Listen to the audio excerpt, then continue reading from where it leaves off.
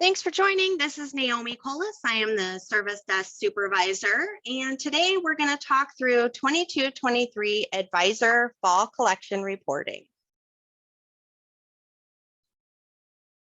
So the Advisor Fall Collection has a due date of October 15th every year. And this is when we need school districts to have their data into Advisor and ready to go for review.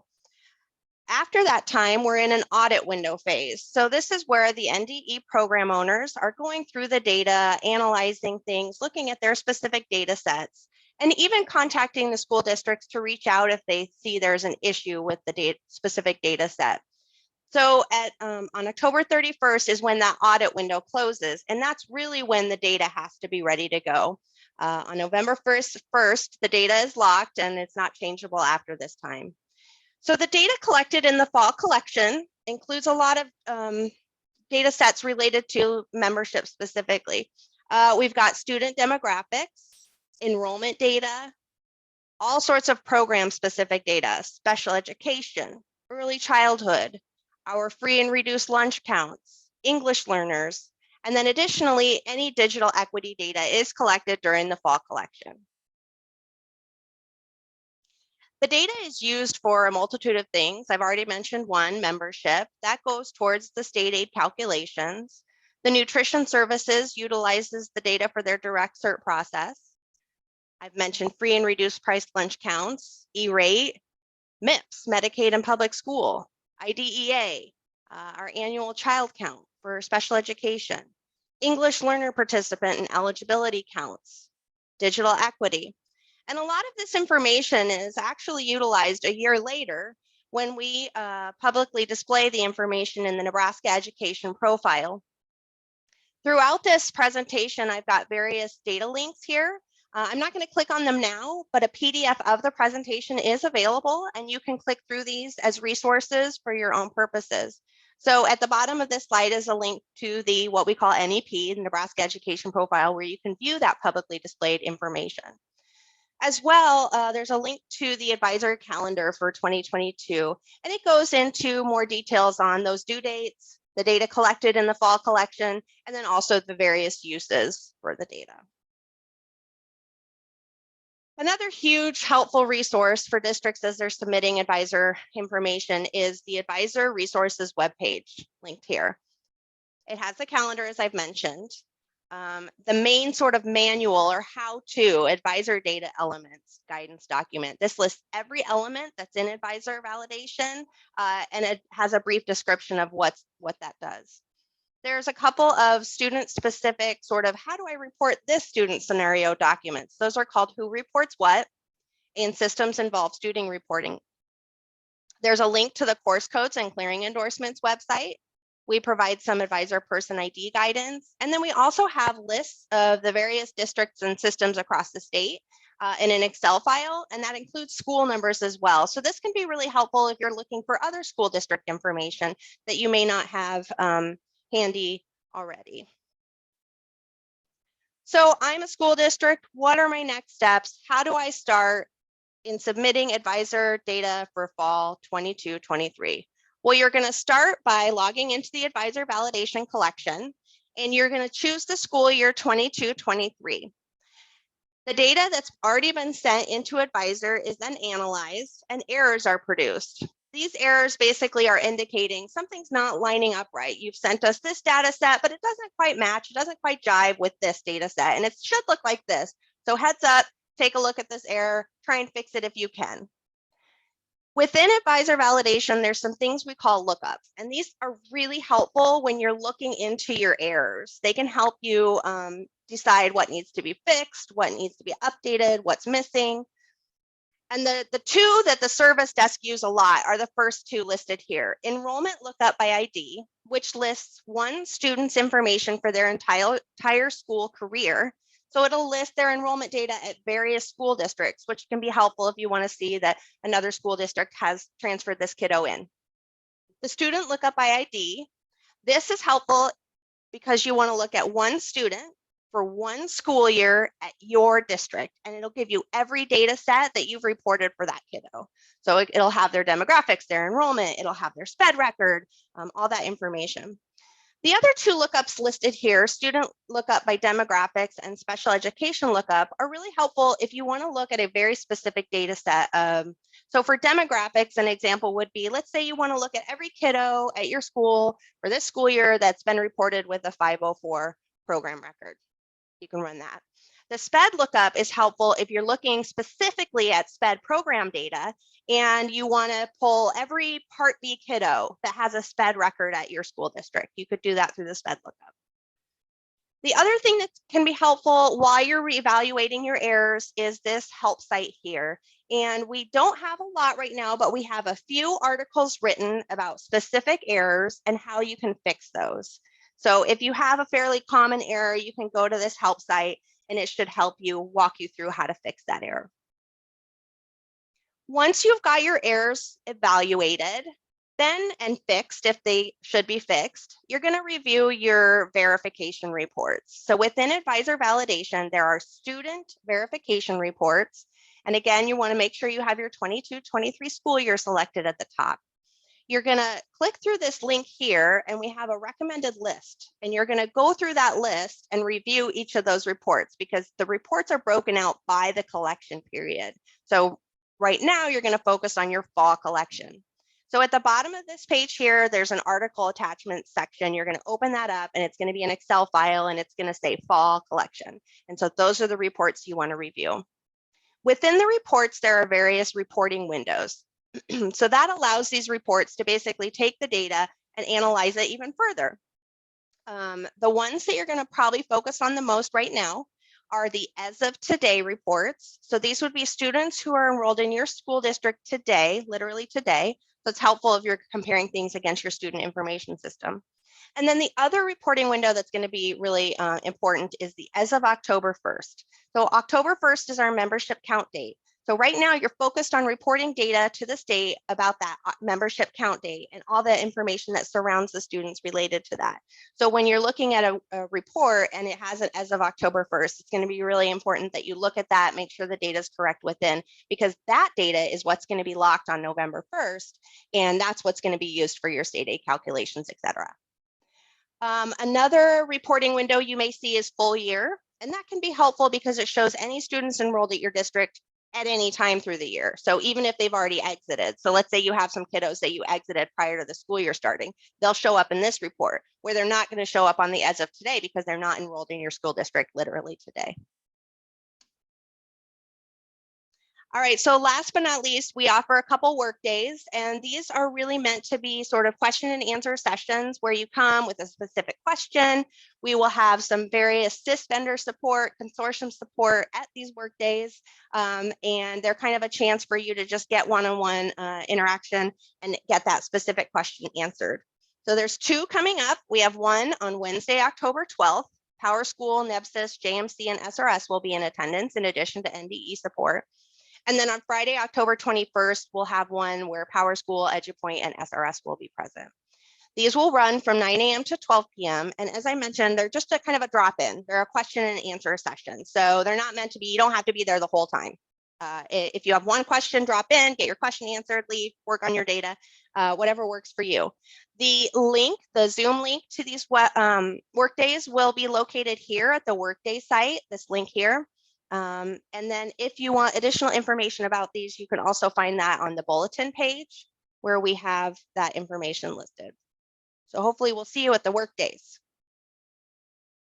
Once you've gone through, fixed your errors, reviewed your reports, you've attended a work day or two, you've got everything good to go, at the very end of the month, you're going to ask your superintendent to sign off on your fall collection data. So we'll open that sign off a couple days before the deadline, and then it'll be open for a few days after the deadline as well. That gives your superintendent time to get in, review the reports again, and make sure everything's good to where they can sign off. So here's just a few reminders about the fall collection period. Again, these are really meant to be resources for you as you're getting your fall collection data ready. So every month we have a data webinar, and I know for the past couple months, Max has been doing a great job with his advisor updates.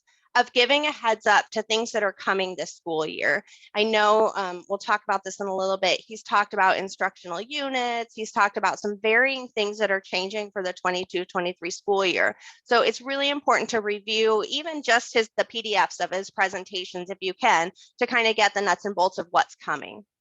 So for Advisor, there's a couple new data elements for the 22-23 school year.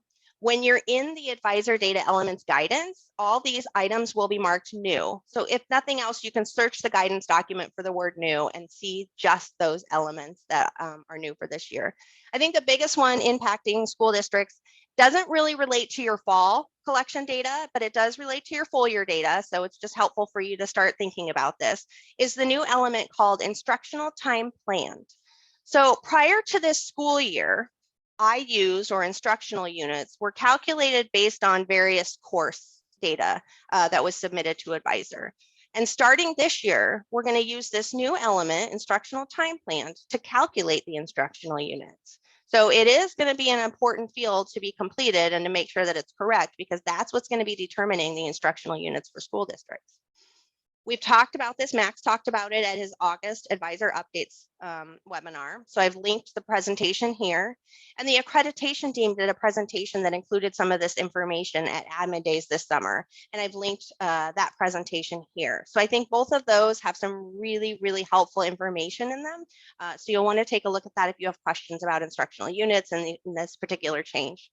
The other new element for this year is attempt status, and this has to do with course grades. So again, not something for the fall collection, but something to keep in mind as you're starting to enter your full year data. There was an element that was updated year over year. It has to do with behavior, conduct resulting in discipline. So take a look at that one. Next, I'm going to kind of tell you about some common issues that are related specifically to the fall collection. So when the service desk gets tickets, a lot of times it's around these particular topics. So these are things to kind of pay attention to. A lot of times we'll see that you'll be missing a SPED record or an early childhood record, and getting that program record into Advisor will eliminate an error. Sometimes you'll see missing students from prior years. So let's say you had a kiddo enrolled last year, they weren't exited. So Advisor's like, where is that kiddo this year? Because they don't see that you've reported anything on them. Other things that we'll see are graduation cohort discrepancies. So maybe a kiddo didn't graduate last year and should have been reported as a graduate. There's enrollment and SPED discrepancies. This is a one where the dates aren't aligning, right? So you'll have an enrollment date of X and a SPED exit of X, and they don't jive. And so the system's like, wait, you're saying this kid left enrollment this date, but the SPED says that they left this date, which is right. So that's one issue we see a lot of. And then last but not least, I'm going to say it again, October 1st membership counts. So make sure that the kiddos who were at school on October 1st are in Advisor. That's your count data. It's so important that you have all of that information in there so you get counted for the kiddos that you have. And then this is one error that we sometimes see in the fall. So I'm going to give you a specific error. We'll talk through it. And this is error 716, student demographic record missing for a student enrolled at your district. So what this error is saying is you've sent some enrollment information into Advisor, but there's no demographic data for this kiddo.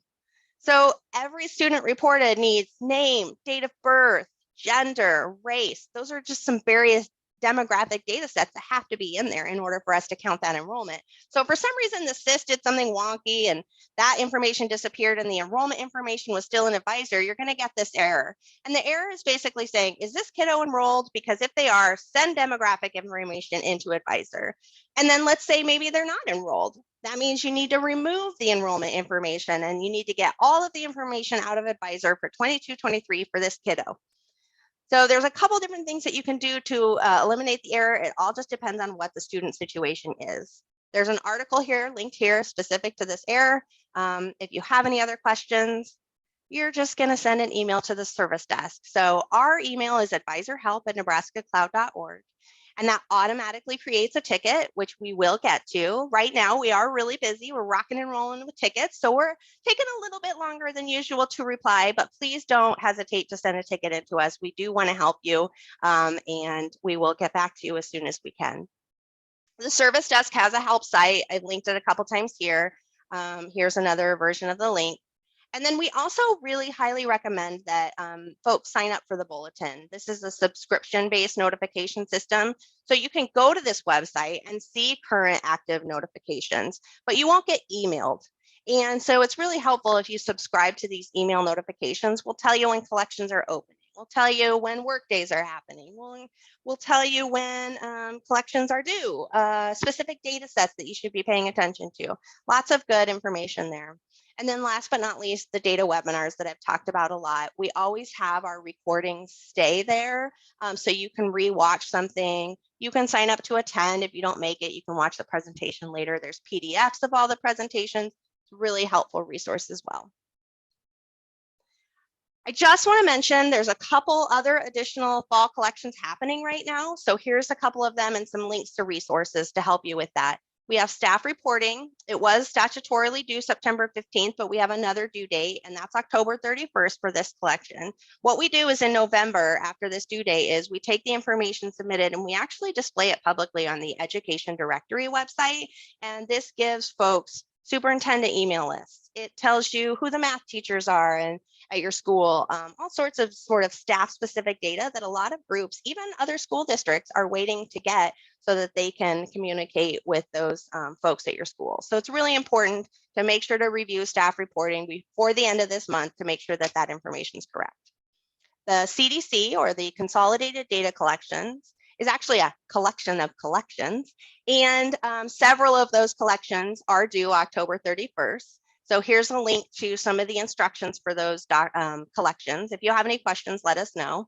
And then last but not least, just a quick reminder to make sure that your full student body population update has been made in the advisor person ID collection. That's where we make sure we want school districts to do that at least once minimally every year at the beginning of the school year. So hopefully you're already done with that. But if you have questions, there's a link to the instructions document here. And that's it. You know, I'm pre-recording this, so we don't have a question and answer session, but if you have any questions, please send us an email or attend one of our upcoming work days. And we are so very happy to help you and answer any questions that you do have. The service desk is myself, Naomi Colas, Denise Schuyler, and Brock Oakley. So between the three of us, we will get back to you and we will help you as soon as possible. So please let us know if you do have any questions. And thank you so much for listening to this presentation.